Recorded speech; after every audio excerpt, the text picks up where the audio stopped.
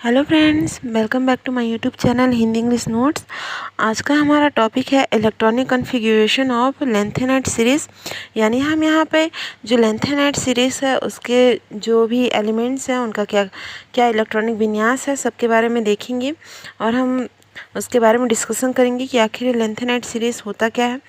खैर फ्रेंड्स, मैं बता दूं आपको, एग्ज़ाम में सबसे अधिक पूछा जाने वाला क्वेश्चन यही है, बहुत बार रिपीट हो चुका है। अगर इस बार 2023 में अगर नहीं आया है तो ज़रूर 2024 में ज़रूर आएगा। तो आपसे यही उम्मीद है कि आप इसको ज़रूर से ज़रूर याद कर लें। सेकेंड ईयर के लिए बहुत ही इंपॉर्टेंट है। इसके बाद एक्टेनाइट, वो भी बहुत इंपॉर्टेंट है। सो लेंथेनाइट के सारे टॉपिक आप अच्छे से कवर कर लीजिएगा। मैंने इसका कोई इंग्लिश नोट नहीं बनाया है क्योंकि ये उतना कुछ खास नहीं है। ठीक है, इसको आप दोनों में कवर कर सकते हैं, हिंदी नोट्स या इंग्लिश नोट्स दोनों बना सकते हैं, बस आपको समझना ज़रूरी है। तो हम फोकस यहाँ समझने पे करेंगे। आई होप फ्रेंड्स आपको ये मेरा वीडियो पसंद आएगा। लास्ट तक इसमें बने रहिएगा, तभी आपको समझ आएगा कि आखिर ये सीरीज़ कैसा है। अगर आप बीच में ही इसको स्किप कर देते हैं तो आपको कुछ भी समझ नहीं आएगा। चलिए फ्रेंड्स, आज का वीडियो स्टार्ट करते हैं।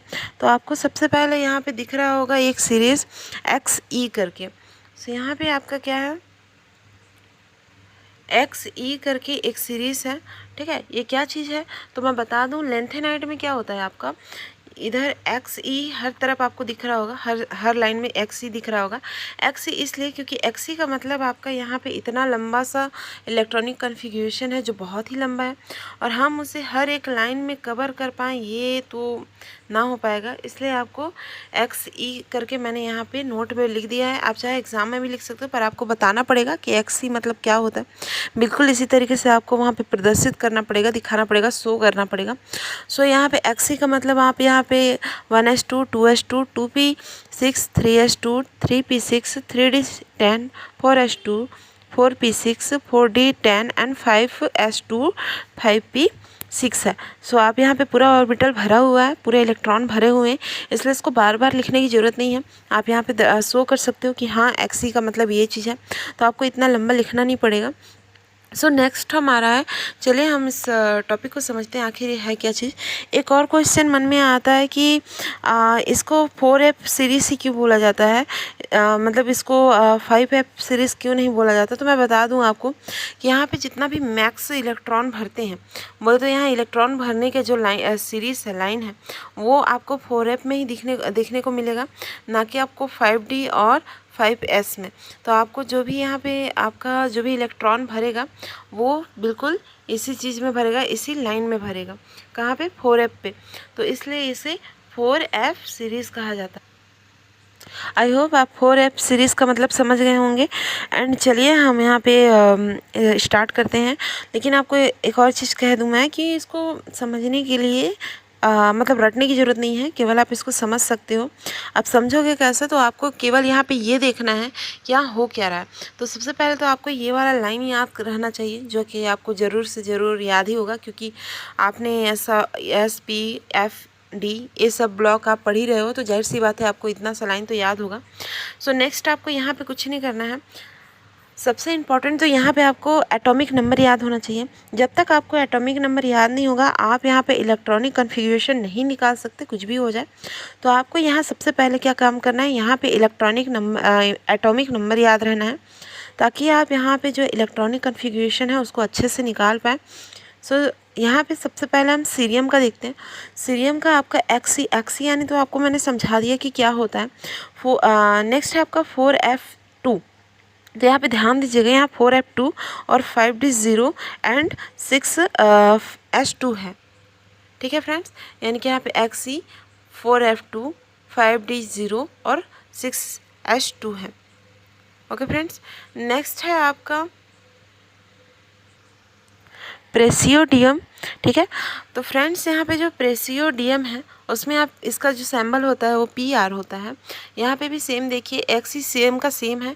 4f3 हो गए यहाँ पे 3, क्यों, क्योंकि एक इलेक्ट्रॉन यहाँ पे भर गया, क्यों, क्योंकि यहाँ 58 था, ये 59 हो गया, तो 58 में 2 इलेक्ट्रॉन और ये 59 3 इलेक्ट्रॉन हो गए। ठीक है, अब यहाँ पे 4d0 है और 6s2 का 6s2 ही है। ठीक है फ्रेंड्स, नेक्स्ट आपका है नियोडियम, नियोडियम का जो सिंबल होता है वो Nd होता है, ठीक है।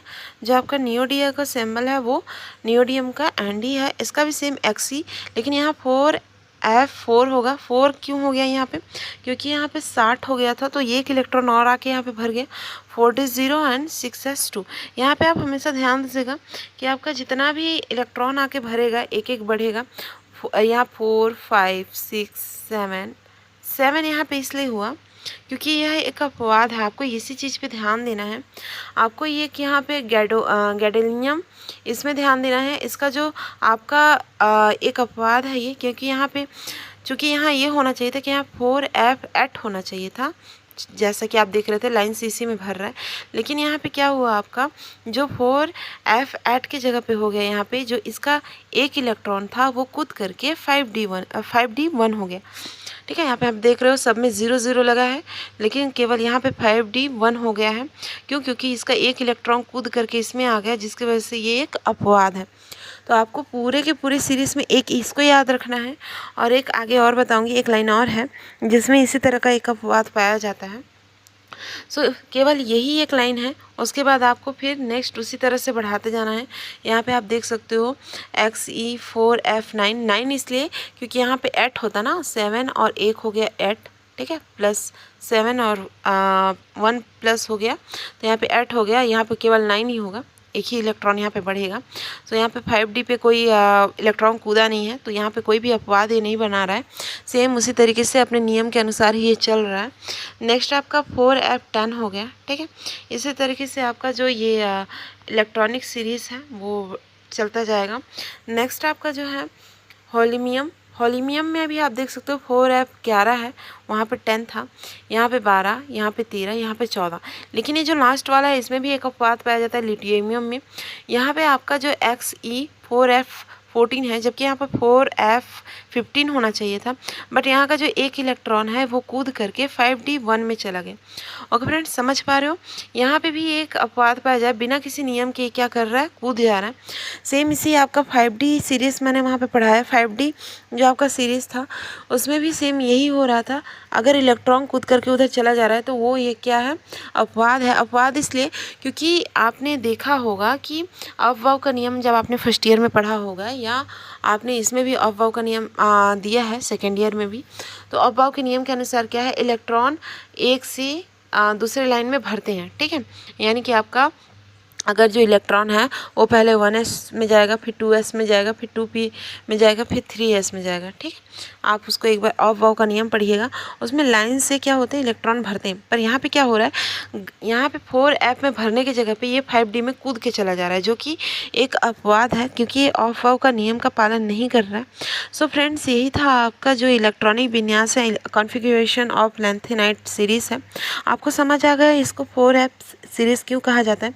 क्योंकि यहाँ पे लाइन से आप देख ही रहे हो कि 4f में ही जितने इलेक्ट्रॉन हैं वो भर रहे हैं लाइन से, केवल 2 को छोड़ करके, जिनको आपको खास तौर पे ध्यान देना है। एग्ज़ाम में आप रटने की जगह पे समझ के जाइएगा तो ज़्यादा बेहतर होगा।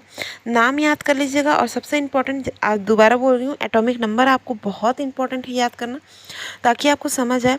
और हाँ फ्रेंड्स, इसका जो PDF है उसका लिंक मैं डिस्क्रिप्शन में दे दूँगी, तो आप जा कर के वहाँ पर इसका PDF भी पा सकते हो। खैर, मुझे तो नहीं लगता कि इसका PDF आपको चाहिए होगा, बट मैं PDF फिर भी डाल देती हूँ, और मेरे सारे नोट्स के PDF आपको डिस्क्रिप्शन में मिल जाएंगे।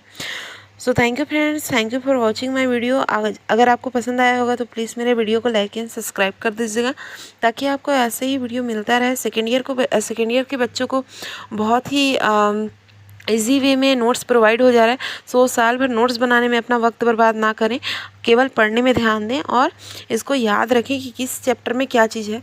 एग्ज़ाम के टाइम में ये बहुत इंपॉर्टेंट होता है, क्योंकि एग्ज़ाम के टाइम में हम बहुत ज़्यादा हड़बड़ी में होते हैं, और हमको उतना टाइम नहीं मिल पाता है। बहुत से बच्चे इस हड़बड़ी में फ़ेल हो जाते हैं। सो आप इसको अभी से ही धीरे धीरे पढ़ेंगे, एक एक टॉपिक रोज़ ख़त्म करेंगे, तो आपका बहुत ही बेहतर और स्ट्रॉन्ग पकड़ हो जाएगा केमिस्ट्री में। उतना भी कुछ खास ये मुश्किल नहीं होता है ये सब्जेक्ट, बस समझने की देरी होती है। सो थैंक यू फ्रेंड्स, आज के लिए इतना ही। मिलते हैं नेक्स्ट वीडियो में। Thank you for watching.